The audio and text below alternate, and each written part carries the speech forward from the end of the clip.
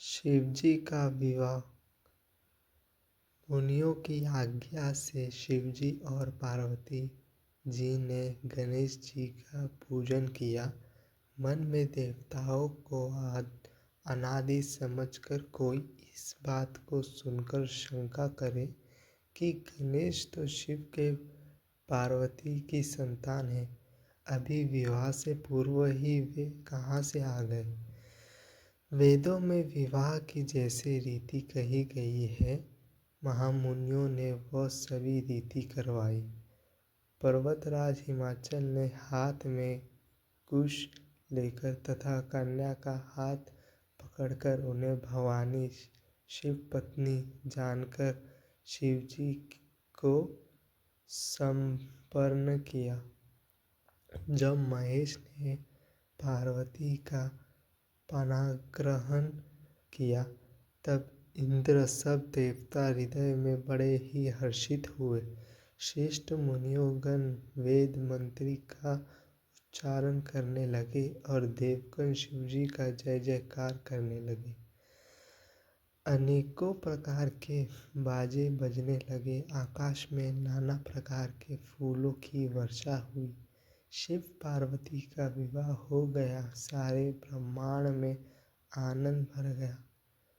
10 रथ, घोड़ी, हाथी, गाय, वस्त्र और माणी आदि अनेक प्रकार की चीजें तथा सोने के बर्तन गाड़ियों में लादवा कर दहेज में दिए, जिनका वर्णन नहीं हो सकता।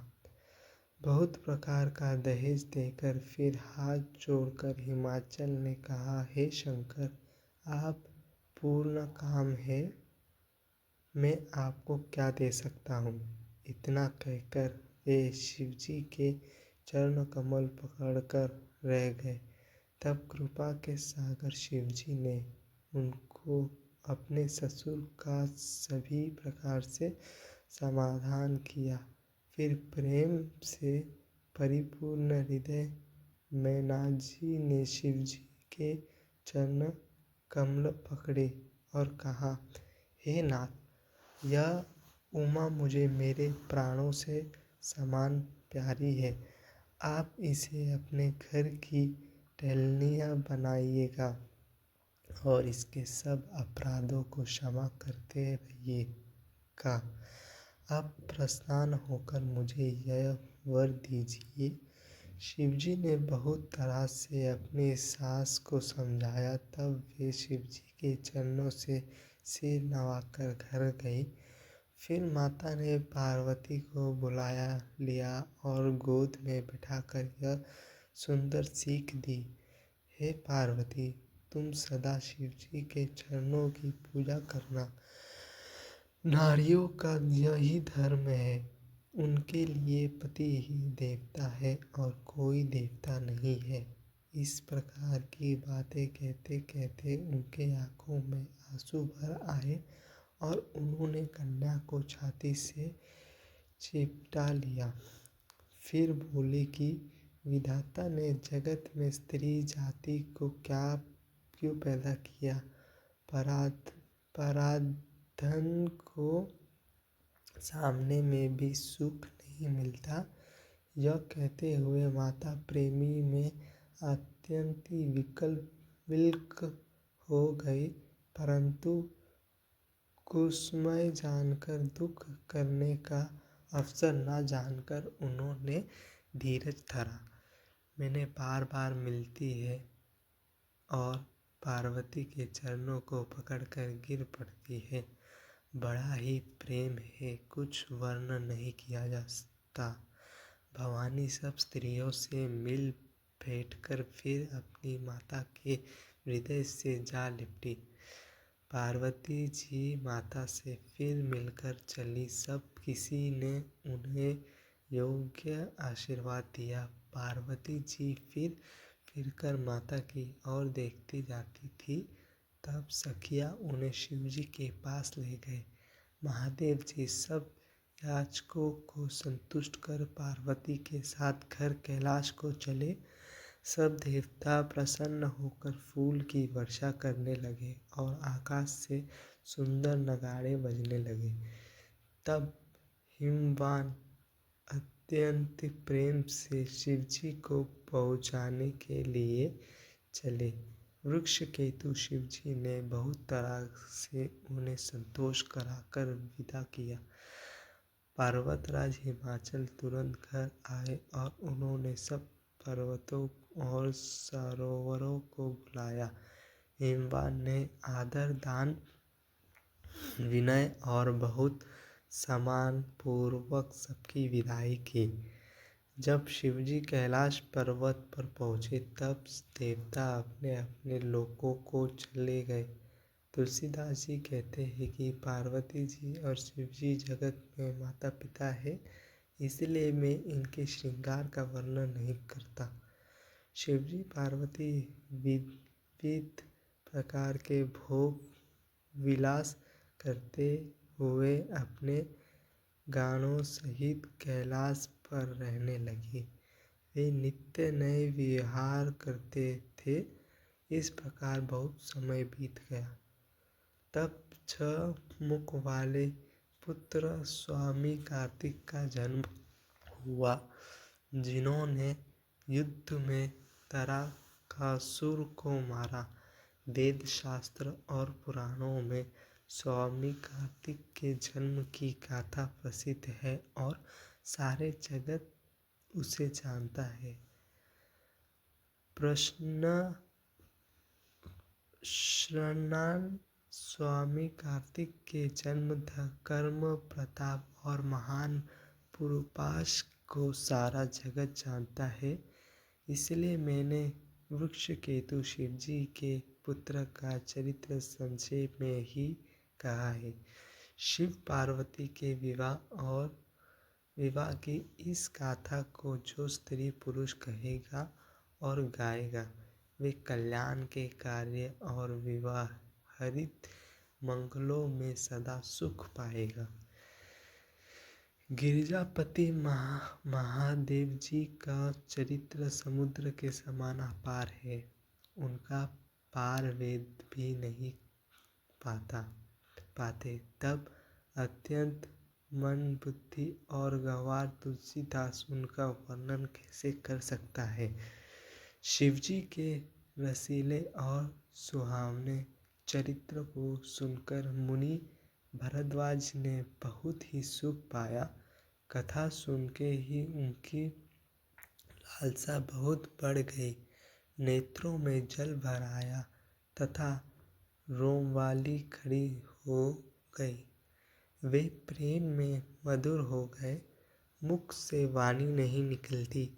उनकी यह दशा देखकर ज्ञानी मुनि अज्ञान काल्य बहुत प्रसन्न हुए। याज्ञवल्क्य बहुत प्रसन्न हुए और बोले, हे मुनीश, आहा, तुम्हारा जन्म धन्य है। तुमको गौरीपति शिवजी प्राणों के समान प्रिय है। शिवजी के चरण कमल में जिनकी प्रीति नहीं है, वे श्री रामचंद्र जी के सरोवर में भी अच्छे नहीं लगते। शिवनाथ श्री शिवजी के चरणों में निकृष्ट प्रेम होना यही राम भक्त का लक्षण है।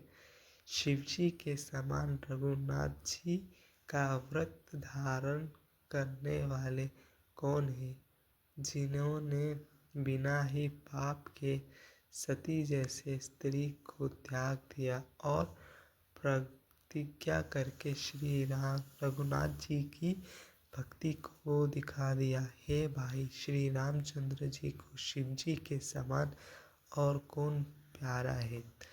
मैंने पहले ही शिवजी का चरित्र कहकर तुम्हारा भेद समझ लिया। तुम श्री रामचंद्र जी के पवित्र सेवक हो और समस्त दोषों से रहित हो। मैंने तुम्हारा गुण और शील जान लिया। अब मैं श्री रघुनाथ जी की लीला कहता हूँ, सुनो। हे मुनि सुनो, आज तुम्हारे मिलने से मेरा मन में जो आनंद हुआ है वह कहा नहीं जाता। कहा नहीं सकता। हे मुनीश्वर, रामचरित्र अत्यंत अपार है। 100 करोड़ शेष जी भी उसे नहीं कह सकते। तथापि जैसे मैंने सुना है वैसे वाणी के स्वामी, प्रेरक और हाथ में धनुष लिए हुए प्रभु श्री रामचंद्र जी का स्मरण करके कहता हूँ। सरस्वती जी कठपुतली के समान है और अत्यंत में स्वामी श्री रामचंद्र जी सूत पढ़कर कठपुतली को नचाने वाले सूत्रधार है। अपना भक्त जानकर जिसे कवि पर वे कृपा करते हैं, उसके हृदय रूपी आंगन में सरस्वती को वे नचाया करते हैं। उन्हीं कृपालु श्री रघुनाथ जी को मैं प्रणाम करता हूँ और उन्हीं के निर्मल गुणों की गाथा कहता हूँ। कैलाश पर्वत में क्षेत्र और बहुत ही रमणीय है, जहाँ शिव पार्वती जी सदा निवास करते हैं। सिद्ध तपस्वी योगी यन देवता किन्नर और मुनियों के समूह इस पर्वत पर रहते हैं। वे सब बड़े पुण्य आत्मा है और आनंद कंद श्री महादेव जी की सेवा करते हैं। जो भगवान विष्णु और महेश जी से विमुख है और जिनकी धर्म में प्रीति नहीं है, वे लोग सर्व प्रेम में भी वहाँ नहीं जा सकते। उसे पर्वत पर एक विशाल बरगद का पेड़ है, जो नित्य ही नवीन और सब काल 4 ऋतुओं में सुंदर रहता है। वहाँ तीनों प्रकार की शीतल, मंद और सुगंध वायु बहुत बहती रहती है और उनकी छाया बड़ी ठंडी रहती है। यह शिवजी के विश्राम करने का वृक्ष है, जिसे वेदों में गाया है। एक बार प्रभु श्री शिवजी उस वृक्ष के नीचे गए और उसे देखकर उनके हृदय में बहुत आनंद हुआ। अपने हाथ से बागंबर बिछाकर कृपालु शिवजी स्वभाव से ही बिना किसी खास प्रयोजन के वहाँ बैठ गए। कुंद के पुष्प, चंद्रमा और शंख के समान उनका कौर शरीर था। बड़ी लंबी भुजाएं थी और वे मुनियों के से वल्क वस्त्र धारण किए थे। उनके चरण नए पूर्ण रूपी से खुले हुए लाल कमल के समान थे। नाकों की ज्योति भक्तों के हृदय का आधार करने वाली थी। साप और भस्म ही उनके भूषण थे और उन्हें त्रिपुरासुर के शत्रु शिवजी का मुख शरद पूर्णिमा के चंद्रमा की शोभा को भी हरने वाला, फीकी करने वाला था। शिव पार्वती संवाद। शिव पार्वती संवाद।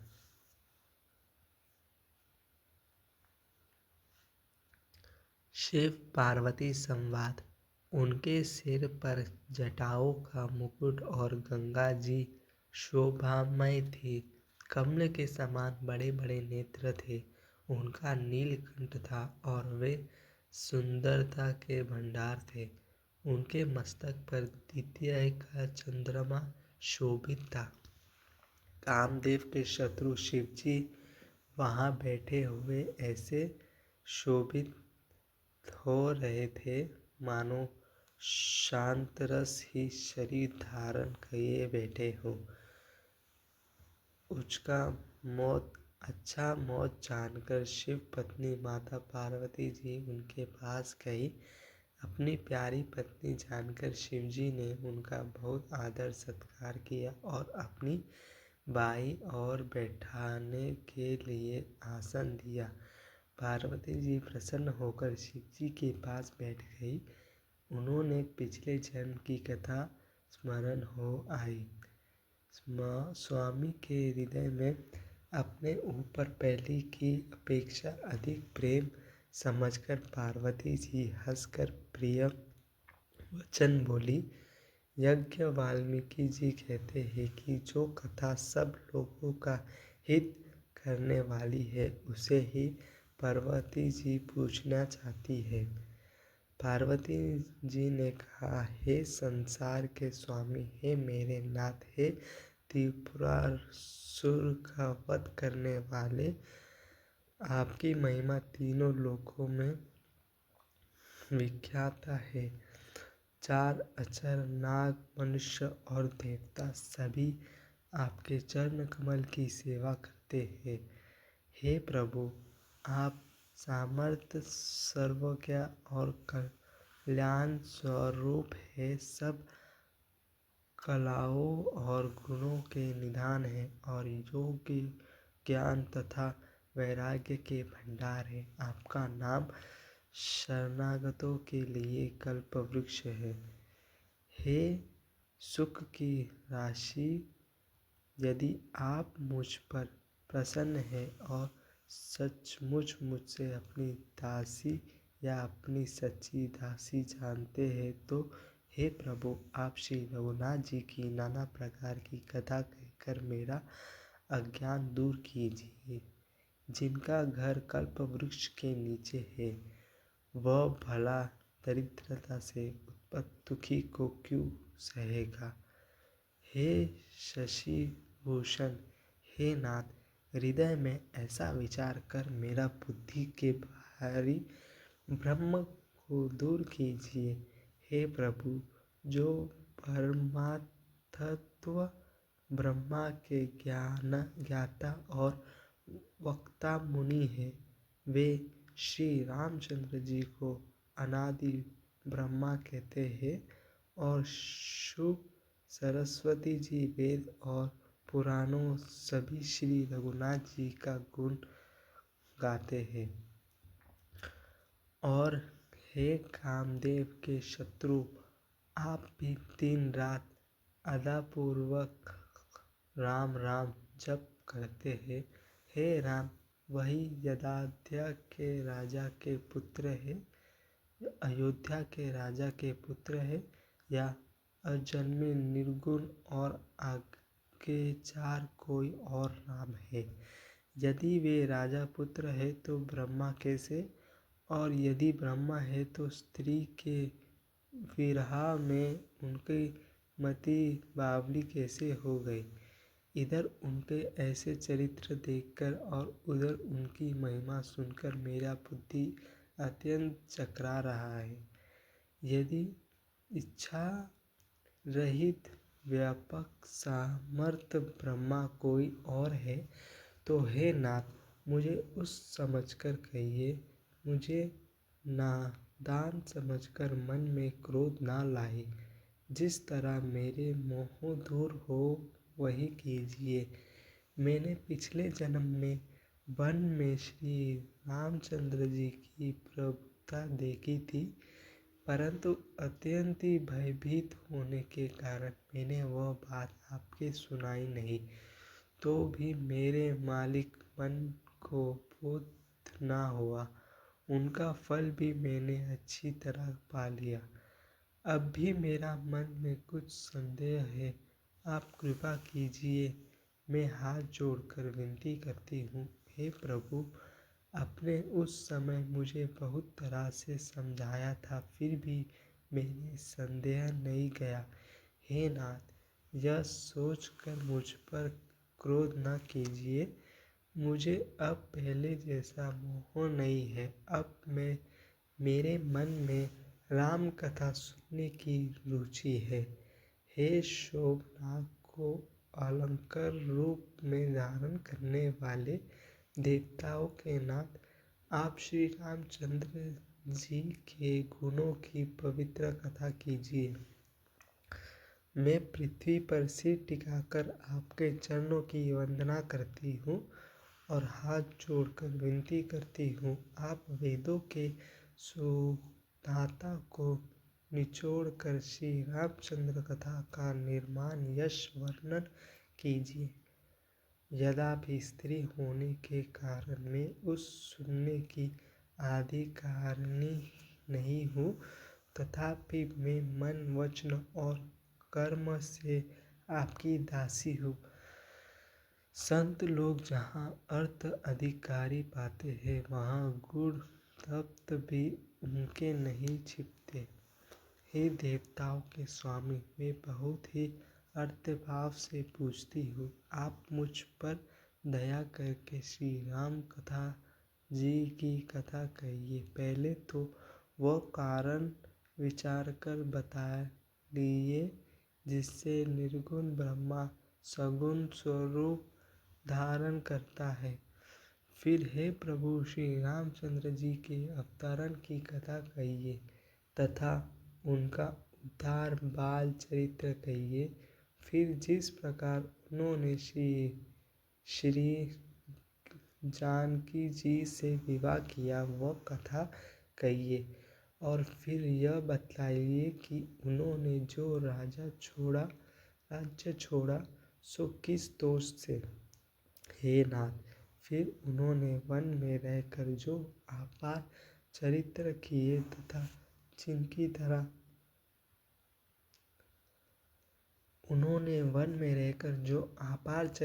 किए तथा जिस तरह रावण को मारा वह कहिए। हे सुख स्वरूपी शंकर, फिर आप उन सारी लीलाओं को कहिए जो उन्होंने राज्य सिंहासन पर बैठकर की थी। हे कृपा निधान, फिर वह अद्भुत चरित्र कहिए जो श्री रामचंद्र जी ने किया। वे रघुकुल शिरोमणि प्रजा सहित किए प्रकार अपने धाम को गए। हे प्रभु, फिर आप उस तपस्वी को समझाकर कहिए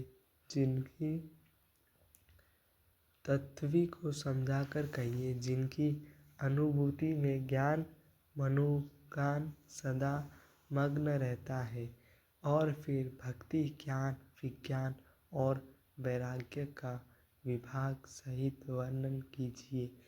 इसके सिवा श्री रामचंद्र जी के और भी जो अनेक रहस्य छिपे हुए भाव अथवा चरित्र है उनको कहिए। हे नाथ, आपका ज्ञान अत्यंत ही निर्मल है। हे प्रभु, जो बात मैंने ना भी पूछी हो, हे दयालु, उसे भी आप छिपा ना रखिए। वेदों में आपके तीनों लोकों का गुरु कहा है। दूसरे पामार जीव इसे रहस्य को क्या जाने। पार्वती जी के सहजन सुंदर और छल रहित सरल प्रश्न सुनकर शिव जी के मन में बहुत अच्छे लगे। श्री महादेव जी के हृदय में सारे समचरित्र आ गए। प्रेम के मारे उनका शरीर पुलकित हो गया और नेत्रों में जल भर आया। श्री रामनाथ जी का रूप उनके हृदय में आ गया, जिनसे स्वामी परमात्मा स्वरूप शिवजी ने भी अपार सुख पाया। शिवजी 2 घड़ी तक धन्य के रस में आनंद में डूबे रहे। फिर उन्होंने मन को बहुत खींचा और तब वे प्रसन्न होकर श्री रामनाथ जी का चरित्र वर्णन करने लगे, जिनके बिना जाने झूठ भी सत्य मूलन होता है। जैसे बिना पहचाने रस्सी में सांप का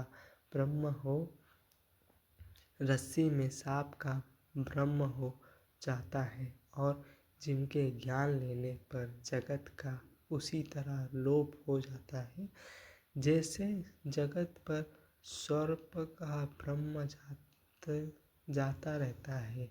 मैं उन्हीं श्री रामचंद्र जी के बाल रूपी की वंदना करता हूँ, जिनका नाम जपने से सब सिद्धियाँ सहित ही प्राप्त हो जाता है।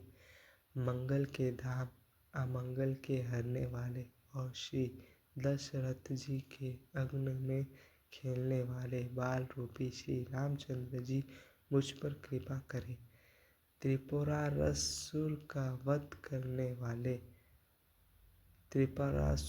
वध करने वाले शिवजी श्री रामचंद्र जी का प्रणाम करने आनंद में भरकर अमृत के समान वाणी बोले, हे गिरिराज कुमारी पार्वती जी, तुम धन्य हो।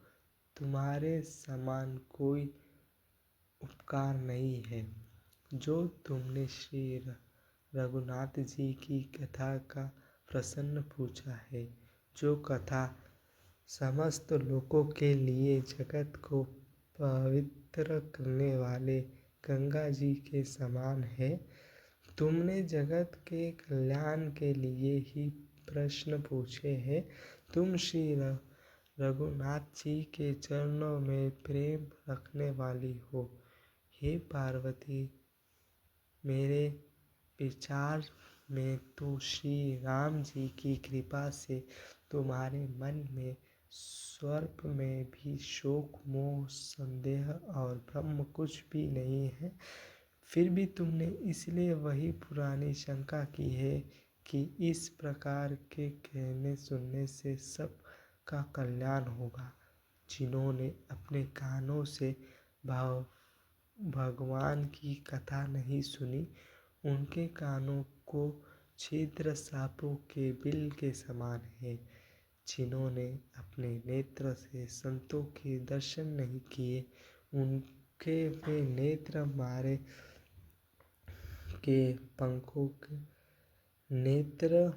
के पंखों पर दिखने वाले नकली आँखों के गिनती में है। वे सर कड़वी तुम्बी के समान है, जो श्री हरि और गुरु के चरण तल पर नहीं झुकते। जिन्होंने भगवान की भक्ति को अपने हृदय में स्थान नहीं दिया, वे प्राणी जीते हुए भी मृत के समान है। जो जीव श्री रामचंद्र जी के गुणों का गान नहीं करती, वह मेढक की जीभ के समान है। वह हृदय वज्र के समान कड़ा और निष्ठुर है, जो भगवान के चरित्र सुनकर हर्षित नहीं होता। हे पार्वती, श्री रामचंद्र जी की लीला सुनने यह देवताओं का कल्याण करने वाली और दैत्य को विशेष रूपी में मोहित करने वाली है। श्री रामचंद्र जी की कथा कामधेनु के समान सेवा करने के से सब सुखों को देने वाली है और सत्य पुरुषों के समान ही सब देवताओं के लोक है। ऐसा जानकर इसे कौन न सुनेगा। श्री रामचंद्र जी की कथा हाथ की सुंदर ताली है, जो संदेह रूपी परीक्षणों को उड़ा देती है। फिर राम कथा कलयुग रूपी वृक्ष को काटने के लिए कुल्हाड़ी है। हे गिरिराज कुमारी, तुम इसे आदर पूर्वक सुनो। वेदों ने श्री रामचंद्र जी के सुंदर नाम, गुण, चरित्र, जन्म और कर्म सभी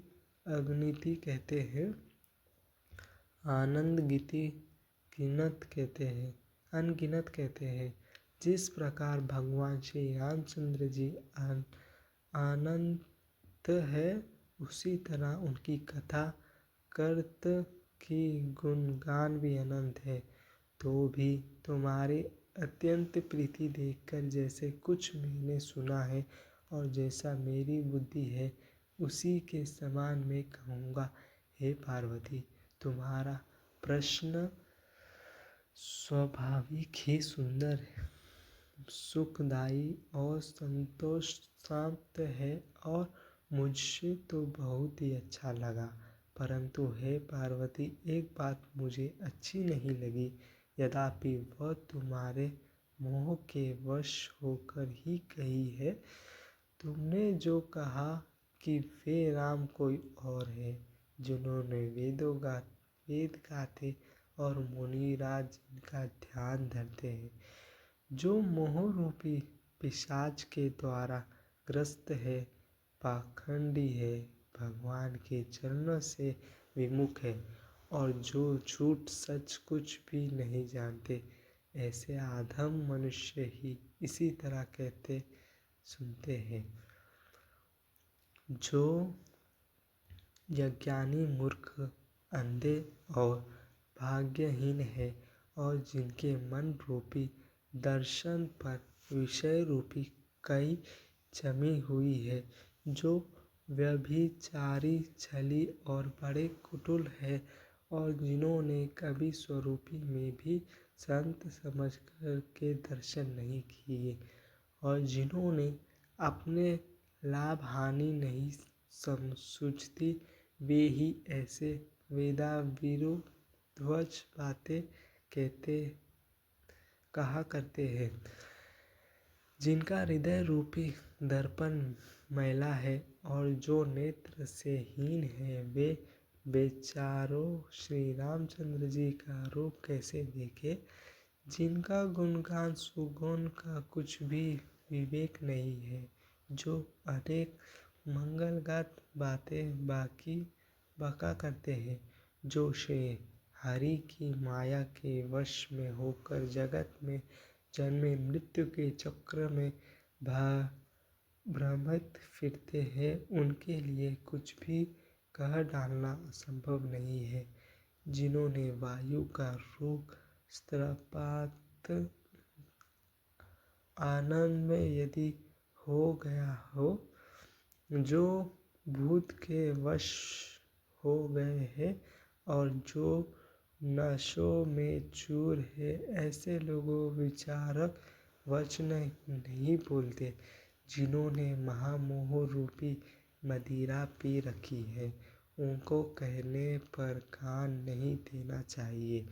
अपने हृदय में ऐसे विचार कर संदेह छोड़ दी और श्री रामचंद्र जी के चरणों को भजो। हे पार्वती, ब्रह्म रूपी अंधकार के नष्ट करने के लिए सूर्य की किरणों के समान मेरे वचन को सुनो। सुगुण और निर्गुण में कुछ भी भेद नहीं है। मुनि, पुराण, पंडित और वेदों सभी ऐसे कहते हैं। जो निर्गुण, अरूपी, निराकार, अलग, अव्यक्ति और अजन्मा है, वह भक्तों के प्रेम वश सुगुण हो जाता है। जो निर्गुण है वही सगुण कैसे है। जैसे जल और आलू में भेद नहीं है, जैसे जल और ओले में भेद नहीं है, दोनों जल ही है, ऐसे ही निर्गुण और सगुण एक ही है। जिनका नाम ब्रह्म रूपी अधिकार के मिटने के लिए सूर्य है, उनके लिए मोह का प्रसन्न भी कैसे कहा जा सकता है। श्री रामचंद्र जी सच्चिदानंद स्वरूपी सूर्य है, वह मोह रूपी रात्रि का लवलेश भी नहीं है। वे स्वभाव से ही प्रकार रूपी और पुष्पेश्वरूप या युक्त भगवान है। वह तो विज्ञान रूपी प्रातःकाल भी नहीं होते। अज्ञात रूपी रात्रि हो तब तो विज्ञान रूपी प्रतिकाल हो। भगवान तो नित्य ज्ञान स्वरूप है। ऋष्य सोच, ज्ञान, अज्ञान, आनंद और अभिमान है सब जीव के धर्म है। श्री रामचंद्र जी तो व्यापक ब्रह्म परानंद स्वामी स्वरूप परात्पर प्रभु और पुराण पुष्पन है। इसी बात को सारा जगत जानता है। जो पुरुष प्रसिद्ध है, प्रकाश के भंडार है, सब स्वरूपी में प्रकट है, जीव माया और जगत सबके स्वामी है, वे ही रघुकुल मुनि श्री रामचंद्र जी मेरे स्वामी हैं। ऐसे कहकर शिवजी ने उनके मस्तक नवाया। अज्ञानी मनुष्य अपने ब्रह्म को तो समझकर नहीं और वे मुख प्रभु श्री रामचंद्र जी पर उनका आरोप करते हैं। जैसे आकाश में बादलों की पर्दा देखकर कुविचारी अज्ञानी लोग कहते हैं कि बादल ने सूर्य को ढक लिया। जो मनुष्य आँखों में उंगली लगाकर देखता है उनके लिए तो दो चंद्रमा प्रकट पर्याप्त है। हे पार्वती, श्री रामचंद्र जी के विषय में इस प्रकार मोह की कल्पना करना वैसे ही है जैसे आकाश में अंधकार, धुएं और धूल का सोहना दिखना। आकाश जैसे निर्मल और निर्लोभ है, उसका कोई मलिन या स्पर्श नहीं कर सकता। उसी प्रकार भगवान श्री रामचंद्र जी नित्य निर्मल और निर्लोभ है। विषय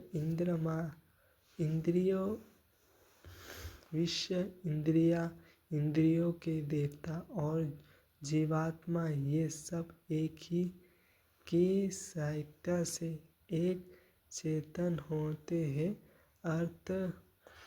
अर्थ विषय का प्रकाश इंद्रियों के देवताओं से और इंद्रिया देवताओं का चेतन जीवात्मा से प्रकाश होते हैं। इस प्रकार जो परम प्रकाशक है अर्थात जिनके इस सब का प्रकाश होता है वही अनादि ब्रह्म अयोध्या नरेश श्री रामचंद्र जी है। यह जगत प्रकाशमय है और श्री रामचंद्र जी उनके प्रकाशक है। वे माया के स्वामी और ज्ञान तथा गुणों के धाम है, जिनकी सत्ता से मोह की सहायता पाकर जड़ माया भी सत्य सी भासित होती है। जैसे सांप में चांदी की और सूर्य की किरणों में पानी की बिना हुए भी प्रतीति होती है। यद्यपि यह प्रतीति तीनों कालों में झूठी है, तथापि इस ब्रह्म को कोई हटा नहीं सकता। इसी तरह यह संसार भगवान के आश्रित रहता है। यद्यपि यह असत्य है तो भी दुख तो देता ही है। जिस तरह सर्प में कोई सिर काट लेता है, बिना जागे वह दुख दूर नहीं होता। हे पार्वती, जिनकी कृपा से इस प्रकार का भ्रम मिट जाता है वह कृपालु श्री रघुनाथ जी है, जिनका आदि और अंत किसी ने नहीं जाना पाया। वेदों ने अपनी बुद्धि से अनुमान करके इस प्रकार नीचे लिखा अनुसार गया है। वह बिना ही पैर के चलता है, बिना ही कान के सुनता है, बिना ही हाथ के नाना प्रकार के काम करता है, बिना मुंह के ही सारे छहों रसों का आनंद लेता है और बिना ही वाणी के बहुत अयोग्य व्यक्त है। वह बिना ही शरीर के स्पर्श करता है, बिना ही आँखों को देखता है और बिना ही नाकों को सब गंधों को ग्रहण करता है, सुधाता है। इस ब्रह्म के करने सभी प्रकार से ऐसे अलौकिक है जैसे कि महिमा कहीं नहीं जा सकती, जिनका वेदों में पंडित इस प्रकार वर्णन करते हैं और मुनि जिनका ध्यान धरते हैं, वही दशरथनंद भक्तों के हितकारी अयोध्या के स्वामी भगवान श्री रामचंद्र जी है। हे पार्वती जी, जिनकी नाम के बल से काशी में मरते हुए प्राण को देखकर मैं उसे राम मंत्र देकर शोक रहित कर देता हूँ, मुक्ति कर देता हूँ, वही मेरे प्रभु रघुनाथ क्षेत्र श्री रामचंद्र जी जड़ चेतन के स्वामी और सबके हृदय के भीतर की जानने वाले हैं। विश्व होकर विवेश होकर बिना इच्छा के भी जिनका नाम लेने से मनुष्य के अनेक जन्मों में किए हुए पाप चल जाते हैं। फिर जो मनुष्य यथापूर्वक उनका स्मरण करते हैं वे तो संसार रूपी दुष्ट समुद्र को काया के सुख के बिना बने हुए गड्ढे के समान अर्थ बिना किसी परिश्रम के पार कर जाते हैं। हे पार्वती, वही परमात्मा श्री रामचंद्र जी हैं जिनके ब्रह्म देखने में आता है। तुम्हारे ऐसे कहना अत्यंत ही अनुचित है। इस प्रकार का संदेह मन में लाते ही मनुष्य के ज्ञान वैराग्य आदि सारे समूलघन नष्ट हो जाते हैं। शिवजी के ब्रह्मनाशक वचनों को सुनकर पार्वती जी के सब कुतुकों की रचना मिट गई। श्री राम नाथ जी के चरणों में उनका प्रेम और विश्वास हो गया और कठिन असंभवनीय जिनका होने स्वभाव नहीं है ऐसा मिथ्या कल्पना जाती रही। बार बार स्वामी शिवजी के चरण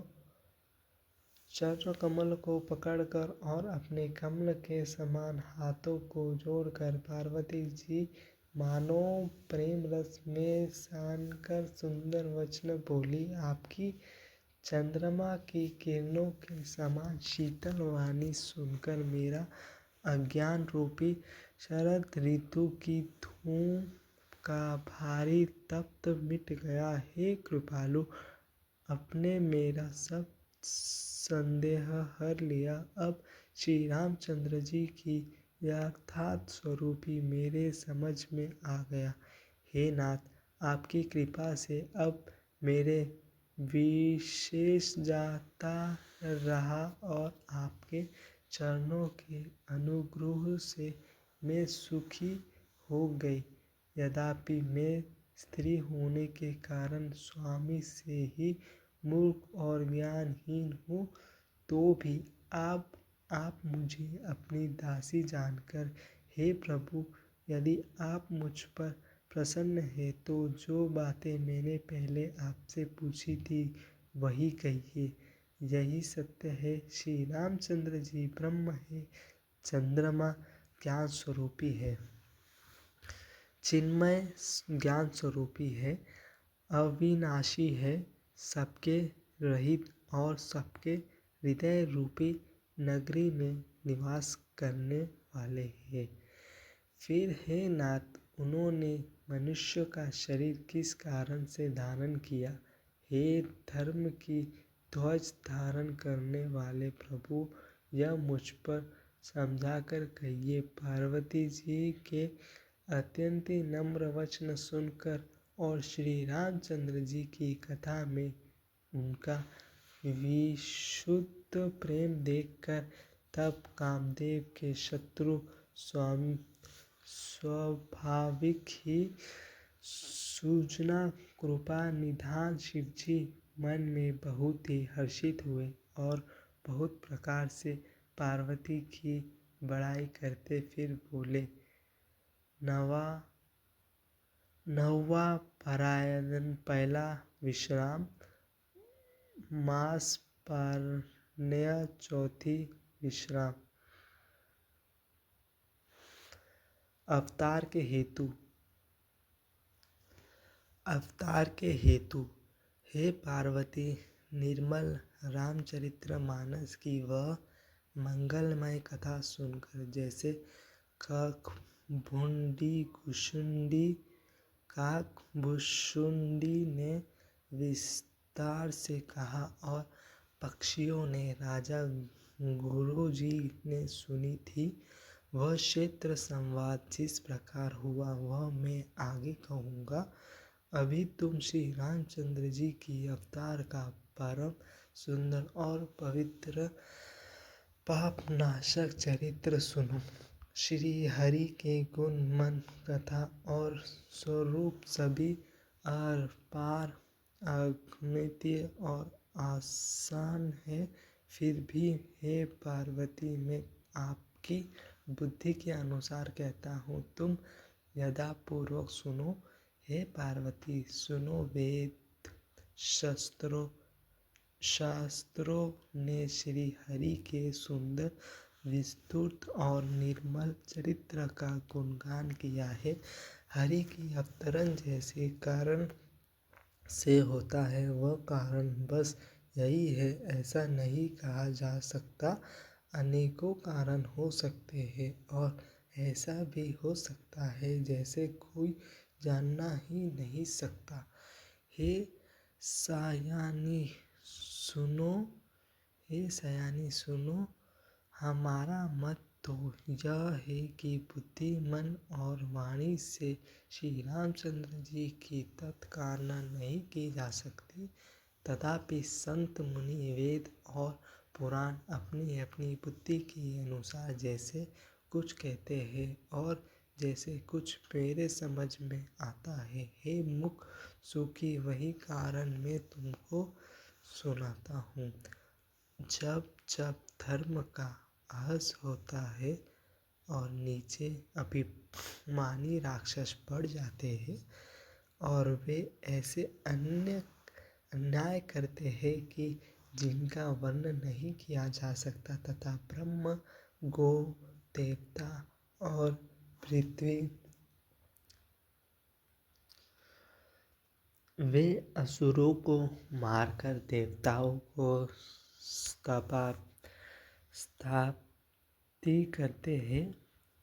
आपके स्वरूपी वेदों की महिमा की रक्षा करते हैं और जगत में अपना निर्मल यश फैलाते हैं। श्री रामचंद्र जी के अवतरण का यह कारण है। उसी यश को गा गा कर भक्तजन भव सागर से तर जाते हैं।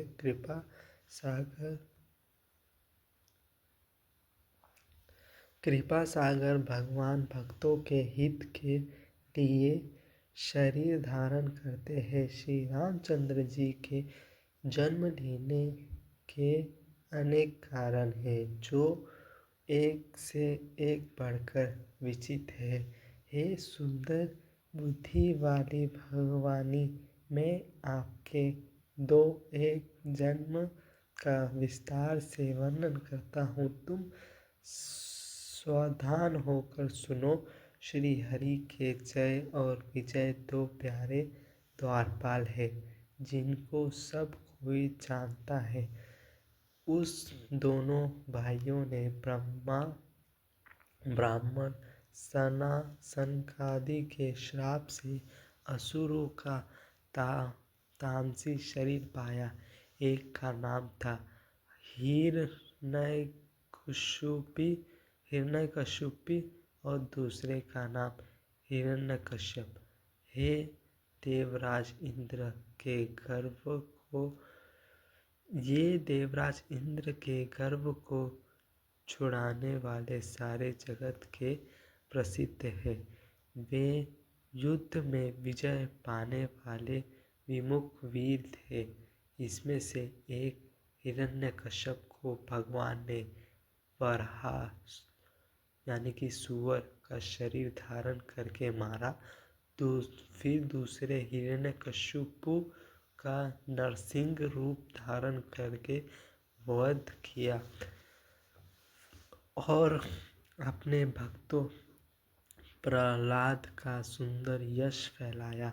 वे ही दोनों जाकर देवताओं को जीतने वाले तथा बड़े युद्ध रावण और कुंभकर्ण नामक बड़े बलवान और महावीर राक्षस हुए, जिन्होंने सारा जगत जानता है। भगवान के द्वारा मारे जाने पर भी वे हिरण्यकश्यप और हिरण्यकशिपु इसलिए मुक्त नहीं हुए कि ब्रह्मा के वचन, श्राप और प्रमाण 3 जन्मों के लिए था। अंत एक बार आपके कल्याण के लिए भक्त प्रेमी भगवान ने फिर अवतरण लिया। वहाँ उस अवतरण में कश्यप और ययाति उनके माता पिता हुए, जो दशरथ और कौशल्या के नाम से प्रसिद्ध थे। एक कल्प में इस प्रकार अवतरण लेकर उन्होंने संसार में पवित्र लीलाएं की।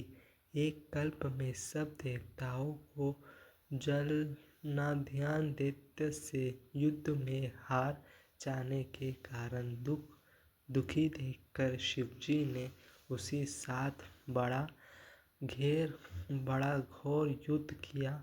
वह महाबली दैत्य मारे नहीं मरता था। उसी दैत्यराज की रथी परम सती बड़ी ही पवित्र थी। उसी के प्रताप से त्रिपुरासुर जैसे अजेय शत्रु का विनाश करने वाले शिवजी भी उस दैत्य को नहीं जीत सके। प्रभु ने छल से उसे शत्रु का व्रत भंग कर देवताओं का काम किया। जब उस स्त्री ने यह भेद जाना, तब उसने क्रोध करके भगवान को श्राप दिया। लीलाओं के भंडार कृपालु हरि ने उस स्त्री के श्राप को प्रामाण्य स्वीकार किया।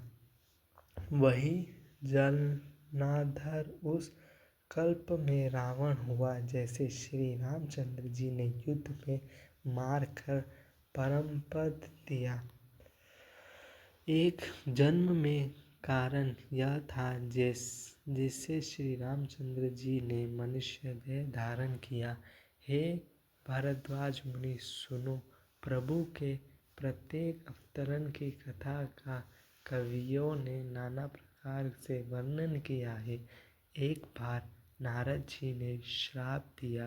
अंत एक कल्प में उनके लिए अवतरण हुए। यह बात सुनकर पार्वती जी बड़ी चकित हुई और बोली कि नारद जी तो विष्णु के भक्त और ज्ञानी है। मुनि ने भगवान को श्राप किस कारण से दिया?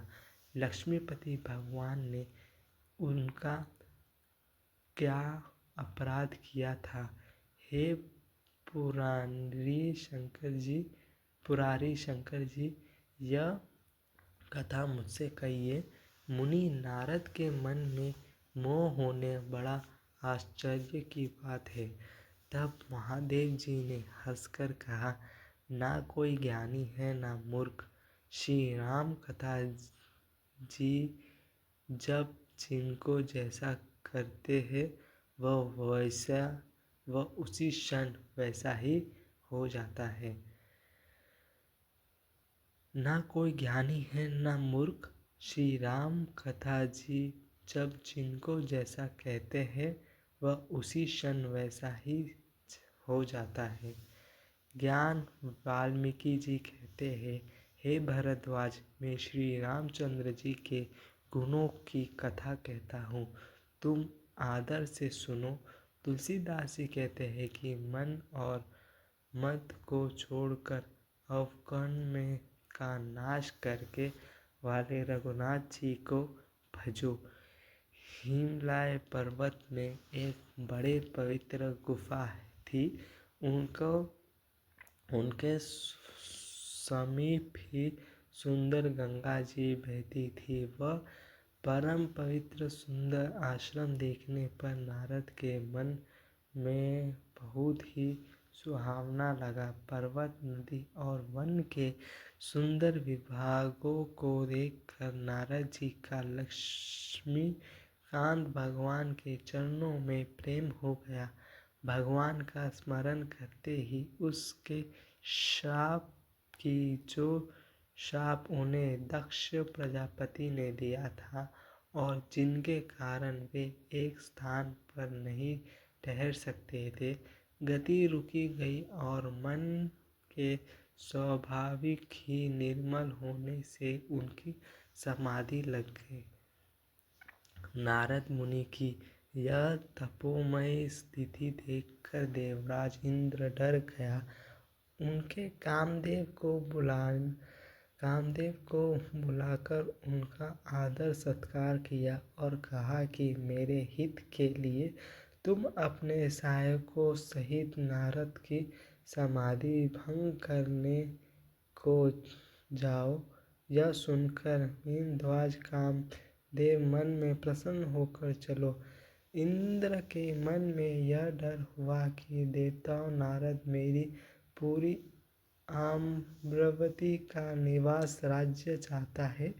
जगत में जो कामी और लोभी होता है वे कुटिल कुएं की तरह सबको डरता है।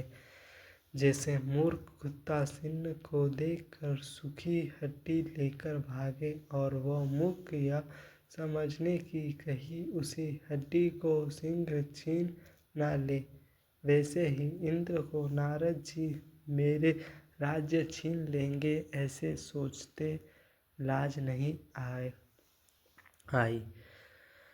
तब कामदेव उस आश्रम में गया। तब उसने अपनी माया से वहाँ वसंत ऋतु को उत्पन्न किया। तरह तरह के वृक्ष पर रंग बिरंगे फूल खिल आए। उस पर कोयल कुहकाने लगी और भैरव गुंजर करने लगे।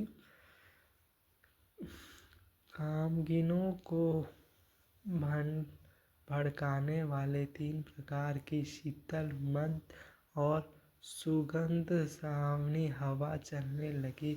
रसभा आदि नवयुवती नगनाएं जो सब की सब काम कला में निपुण थी, वे बहुत प्रकार की तानी की तरंग के साथ गाने लगी और हाथ में गेंद लेकर नाना प्रकार के खेल खेलने लगी। कामदेव अपने इस सहायकों को देखकर बहुत प्रसन्न हुए और फिर उसने नाना प्रकार के माया जाल किया, परंतु कामदेव की कोई भी कला मुनि पर असर न कर सकी। तब तो पापी कामदेव अपने ही नाश के भय से डर गया। लक्ष्मीपति भगवान जिनके बड़े राक्षस हो, भला उनका सीमा कोई दबा सकता है।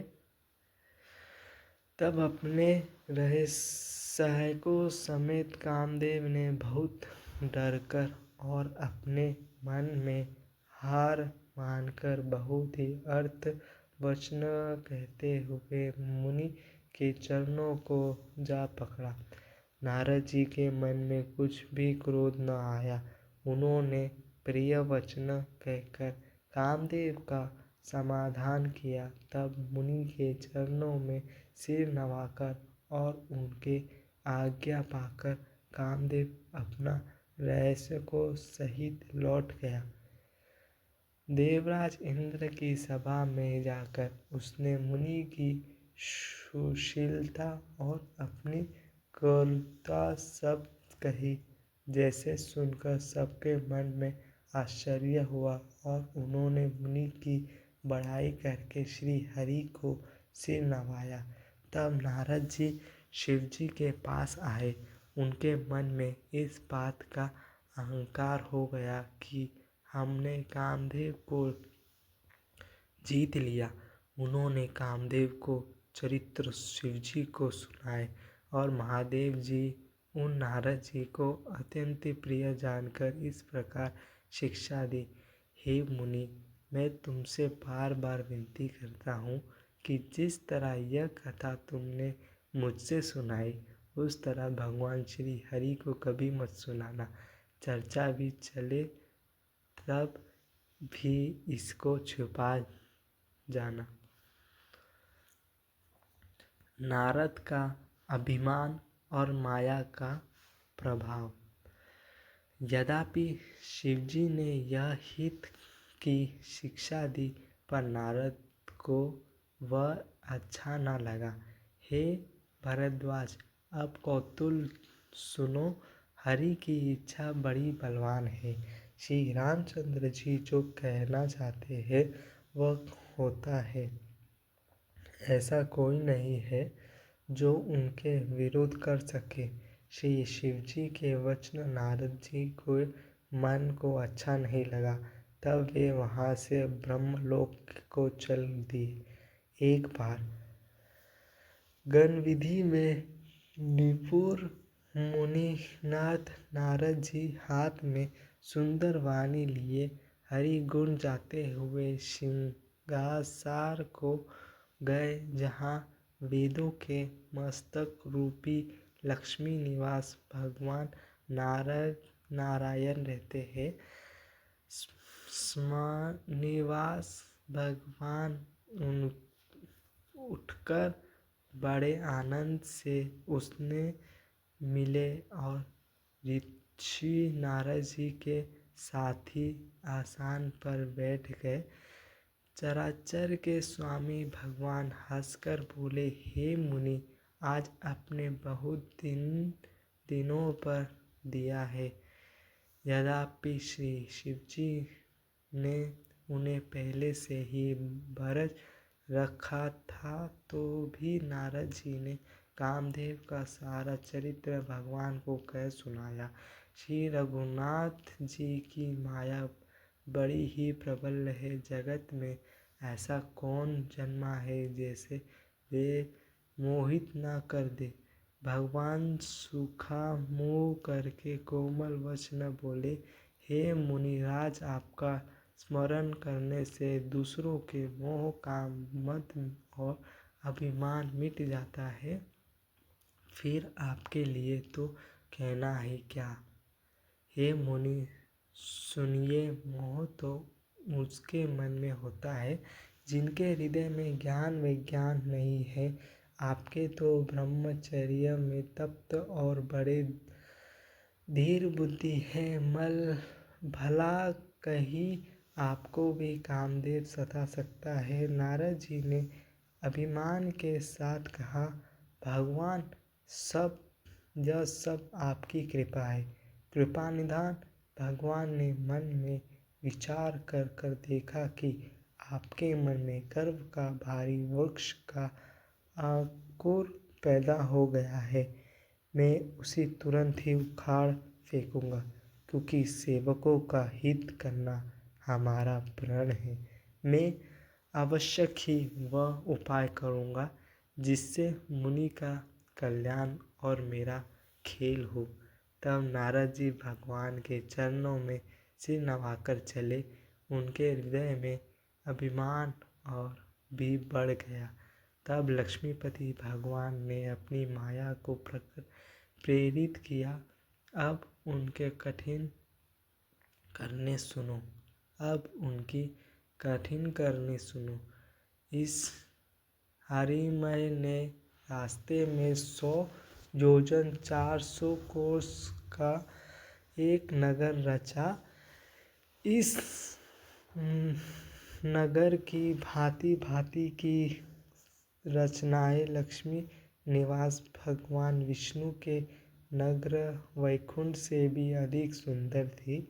उस नगर में ऐसा सुंदर नर नारी बसते थे मानो बहुत ही कामदेव और उनकी स्त्री रति की मनुष्य शरीर धारण किए हुए।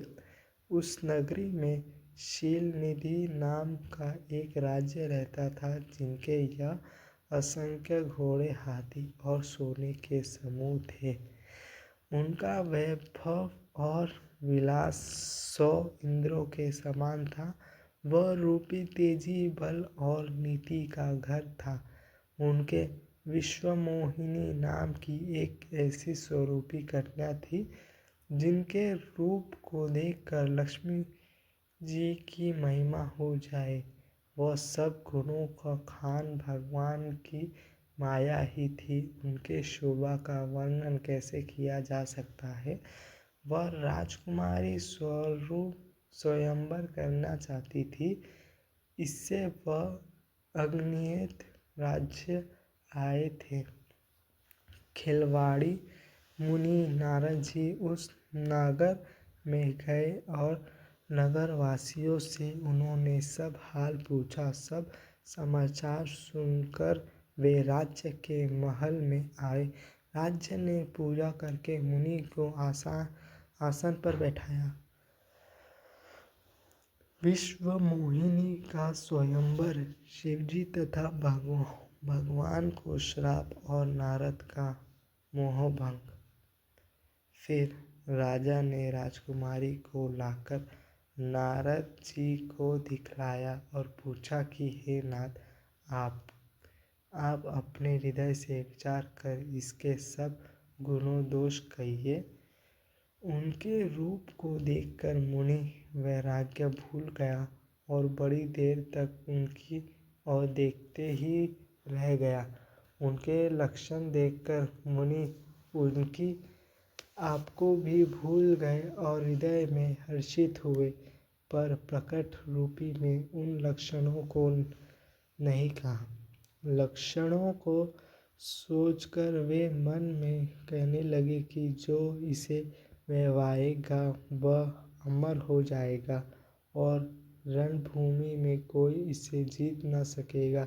यह शील निधि की कन्या, जिनके वैरागी सब चार अचार जीव उनके सेवा करेंगे। सब लक्षणों को विचार कर मुनि ने अपने हृदय में रख लिया और राजा ने कुछ अपनी ओर से बनाकर कह दिया। राजा ने लड़की के सुलक्षणों कहकर नारद जी चल दिए, पर उनके मन में यह चिंता थी कि मैं जाकर सोच विचार करके अब वही उपाय करूँगा जिससे यह कन्या मुझे ही वरे। इस समय जप तप से तो कुछ हो नहीं सकता। हे विधाता, मुझे यह कन्या किस तरह मिलेगी। इसी समय तो बड़ी भारी शोभा और विशाल रूपी चरित्र, जिसे देखकर राजकुमारी मुझे पर रीझ जाए और तब जयमाला मेरे गले में डाल दे। एक काम करूँगा कि भगवान के सुंदरता मांगूं, पर भाई उनके पास जाने में तो बहुत देर हो जाएगी, किंतु श्री हरि के समान मेरा हेतु भी कोई नहीं है, इसलिए इस समय वे ही मेरा सहायता करेंगे। उसी समय नारद ने भगवान की बहुत प्रकार से विनती की। तब लीला काम्य कृपालु प्रभु वही प्रकट हो गए। स्वामी को देखकर नारद जी के नेत्र शीतल हो गए और वे मन में बड़े ही हर्षित हुए और अब तो काम बन ही जाएगा। नारद जी ने बहुत अर्थहीन होकर सब कथा कह सुनाई और प्रथम की कृपा कीजिए और कृपा करके मेरे सहायक बनिए। हे प्रभु, आपको अपना रूप मुझको दीजिए और किसी प्रकार से मैं राजकन्या को नहीं पा सकता। हे नाथ, जिस तरह मेरा हित हो आप वही शीघ्र कीजिए। मैं आपका दास हूँ। अपनी माया का विशाल बल देख दीनदयालु भगवान मन ही मन हंसकर बोले, हे नारद जी सुनो, जिस प्रकार आपका परम हित होगा हम वही करेंगे, दूसरा कुछ नहीं। हमारा वचन असत्य नहीं होता।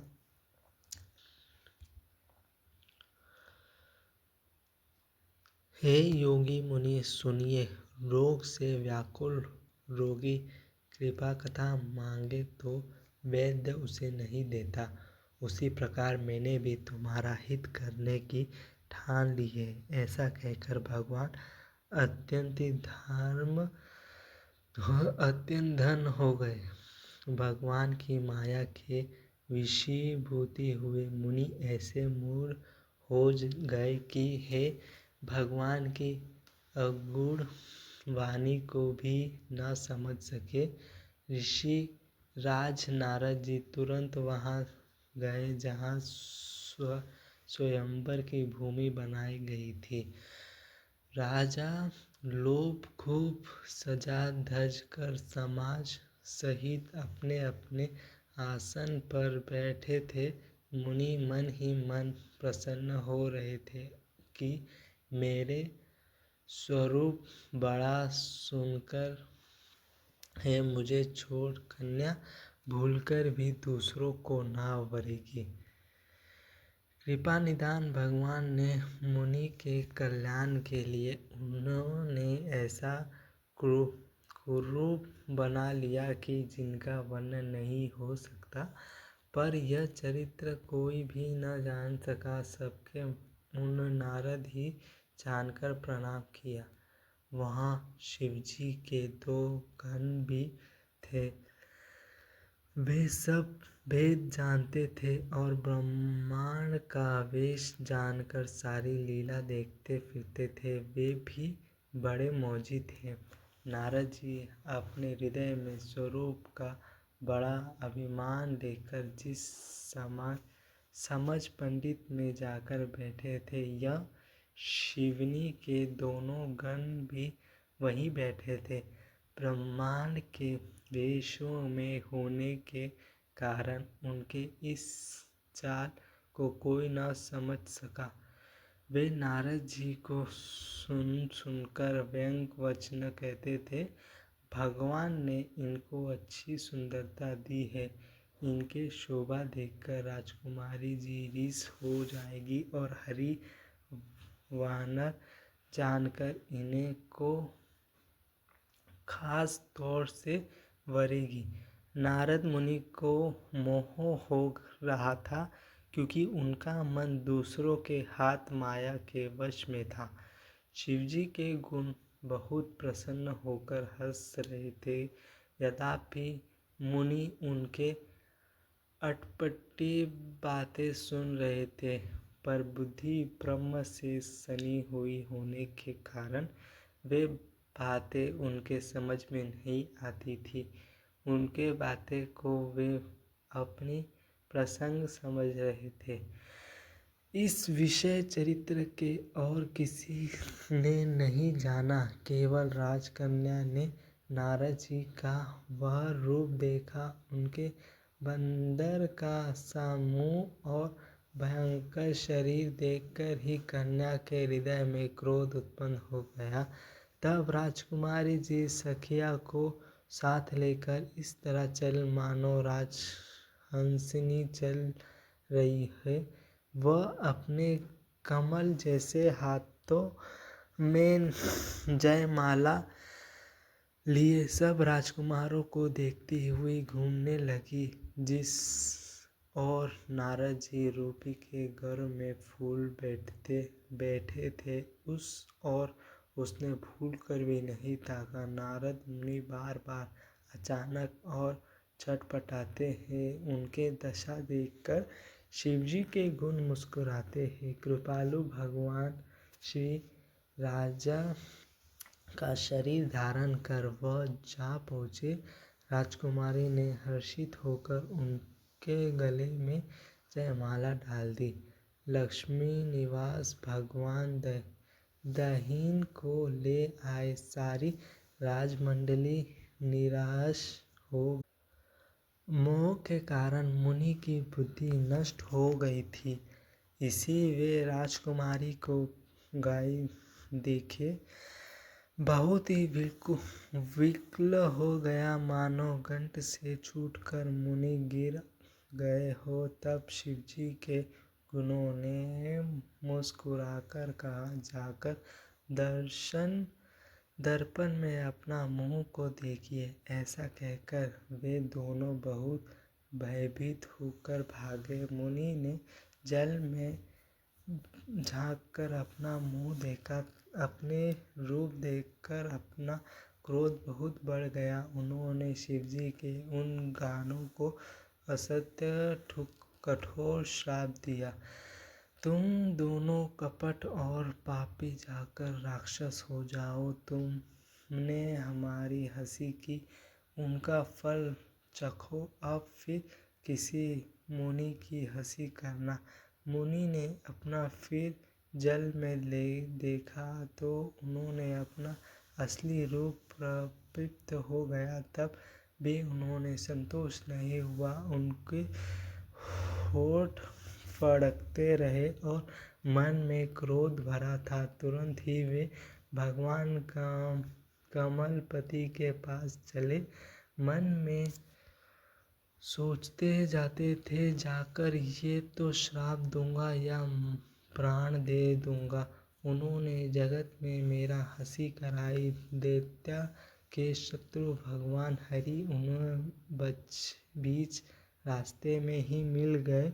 साथ ही लक्ष्मी जी और वही राजकुमारी थी।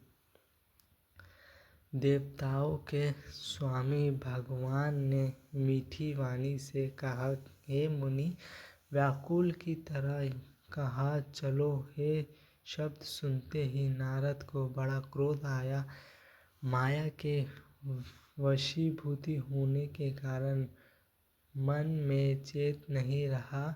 मुनि ने कहा, तुम दूसरों की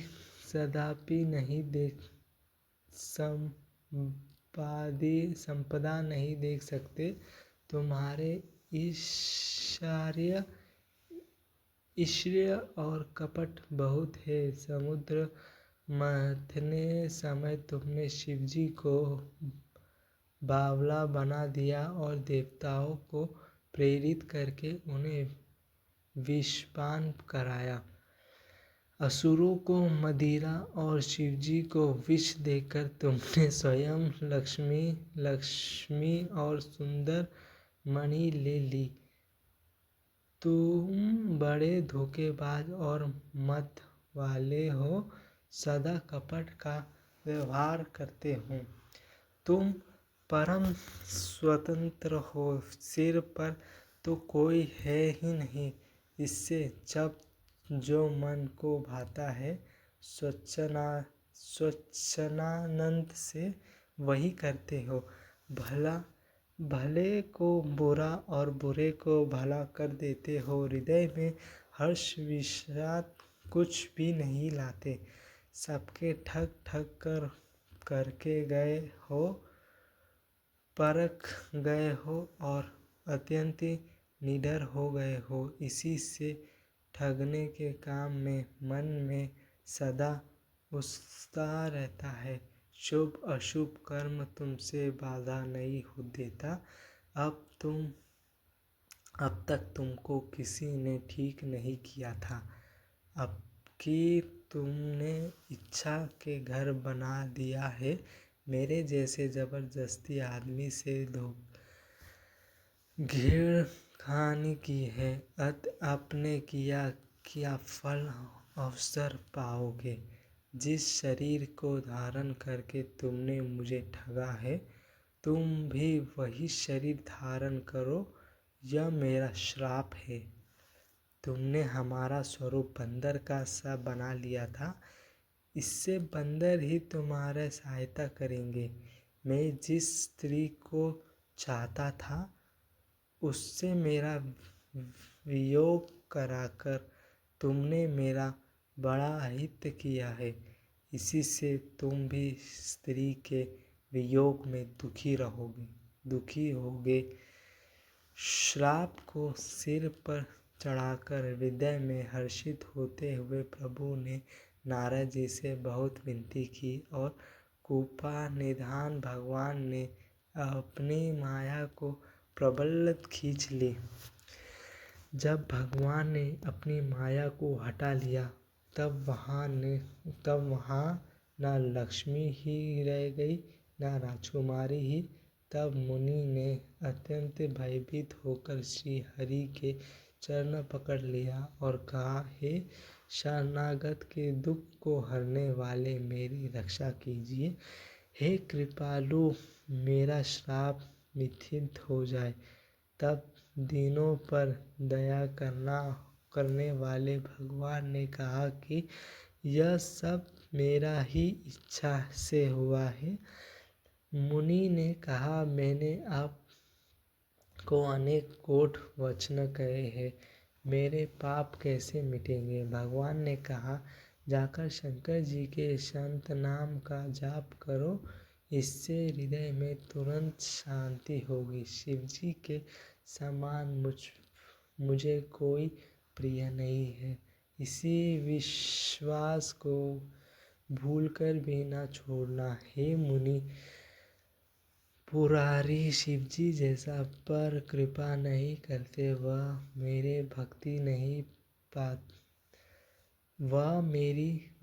नहीं पाता। हृदय में ऐसा निश्चय करके जाकर पृथ्वी पर विचारो, जब मेरा माया तुम्हारे निकट नहीं आएगा। बहुत प्रकार से मुनि को समझा बुझाकर ढाढ़स देकर तब प्रभु अत्यंत धन्य हो गए और नारद जी श्री रामचंद्र जी के गुणों का गान करते हुए सत्य लोकों ब्रह्मलोक को चले।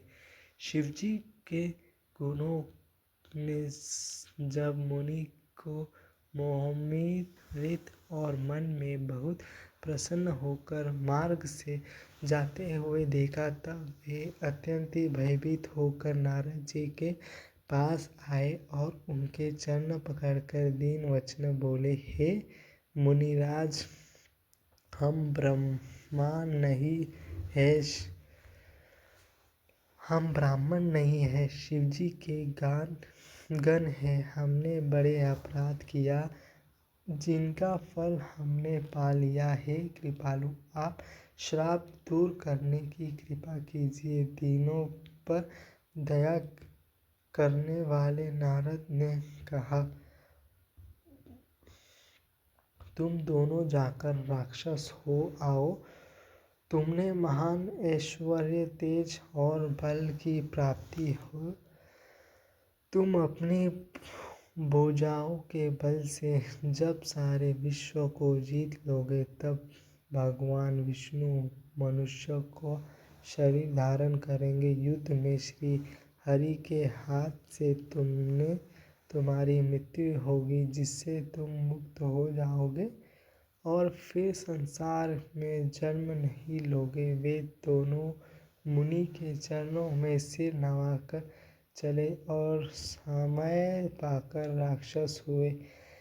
देवताओं को प्रसन्न करने वाले, सज्जनों को सुख देने वाले और पृथ्वी का भार हरने वाले भगवान ने एक कल्प में इसी कारण मनुष्य का अवतार लिया था।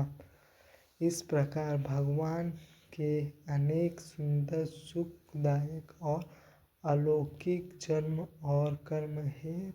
प्रत्येक कल्प में जब जब भगवान अवतरित लेते हैं और नाना प्रकार की सुंदर लीलाएं करते हैं, तब तब मुनीश्वरों ने परम पवित्र काव्य रचना करके उनके कथाओं का गान किया है और भांति भांति के अनुपम प्रसंगों का वर्णन किया है, जिनका सुनना समझदार लोग आश्चर्य नहीं करते। श्री हरि अनंत है, उनका कोई पार नहीं सकता और उनकी कथा भी अनंत है। सब संत लोग उसे बहुत प्रकार से कहते सुनते हैं। श्री रामचंद्र जी के सुंदर चरण करोड़ों कल्प में भी गाए नहीं जा सकते। शिवजी कहते हैं कि हे पार्वती, मानो यह बताने के लिए इस प्रसंग को कहा कि ज्ञानी मुनि और भगवान की माया से मोहित हो जाते हैं। प्रभु कौतुक है और शरणागत का हित करने वाले हैं। वे सेवा करने में बहुत सुलभ और सब दुखी के हरने वाले हैं। देवता, मनुष्य और मुनियों में ऐसा कोई नहीं है जिसे भगवान की महान बलवती माया मोहित न कर दे। मन में ऐसा विचारक उस महामाया के स्वामी प्रेरक श्री भगवान का भजन करना चाहते हैं। हे गिरिराज कुमारी, अब भगवान के अवतरण का वह दूसरा कारण सुनो। मैं आपको विचित्र कथा सुना विस्तार करके कहता हूँ, जिस कारण से जन्म रहित निर्गुण और स्वरूप रहित अवतरित सच्चिदानंद ब्रह्मा अयोध्यापूर्वक पुरी के राजा हुए। जिस प्रभु श्री रामचंद्र जी को तुमने भाई लक्ष्मण जी के साथ मुनियों का सा वेश धारण किए वन में फिरते देखा था, और हे भवानी, जिसने चरित्र देखकर सती के शरीर में तुम ऐसे बावली हो गई थी कि अब भी तुम्हारा उस बावलेपन की छाया नहीं मिटती। उन्हीं के ब्रह्म रूपी रोग के हरण करने वाले चरित्र सुनो। उस अवतरण में भगवान ने जो जो लीला की वह सब मैं अपनी बुद्धि के अनुसार तुम्हें कहूँगा। यज्ञ वाल्मीकि जी ने कहा, हे भारद्वाज, शंकर जी ने वचन सुनकर पार्वती जी सकुचाकार प्रेम सहित मुस्कुराई। फिर वृषकेतु शिवजी, जिस कारण से भगवान का वह अवतार हुआ था, उनका वर्णन करने लगे। मनु शांत रूपा तप एवं वरदान। मनु